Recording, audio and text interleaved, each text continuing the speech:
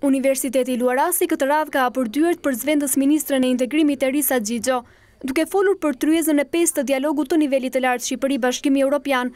Xhixho tha se krijimi i Këshillit të Lartë të Integrimit u vlerësua edhe nga ndërkombëtarët.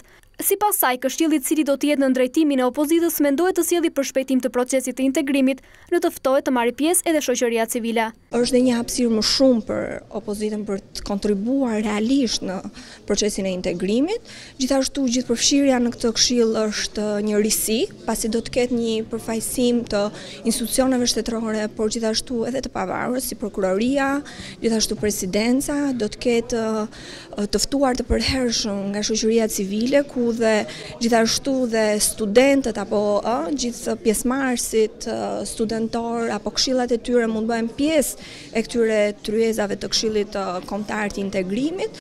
Një ndër pikat e raportit të Bashkimit Evropian pas mbledhjes vendoste theksin tek dialogu majorancë opozit, si një ndër pikat kyçe për çeljen e negociatave. Sipas vendministres Xhixho, duhet vullnet politik pasi integrimi i vendit në BE është një objektiv kombëtar.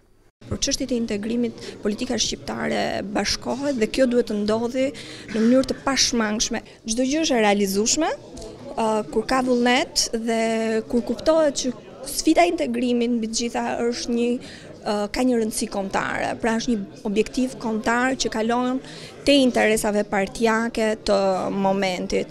Mua më pëlqeu jashtëzakonisht mënyra se si u diskutua dje në tryezën e dialogut nivelit lartë, pati absolutisht këndvështrime të ndryshme për prioritetet, por e rëndësishme është që ka dialog dhe kjo mund të realizohet bashkërisht me opozitën. Zvendës Ministria e Integrimit në një bisedë interaktive me studentët e Fakultetit Juridik të Universitetit Luarasi, shpjegoi 5 prioritetet që Shqipëria duhet të përmbushi, teksa sqaroi një për një arritjet edhe reformat e ndërmarra në këtë kuadër.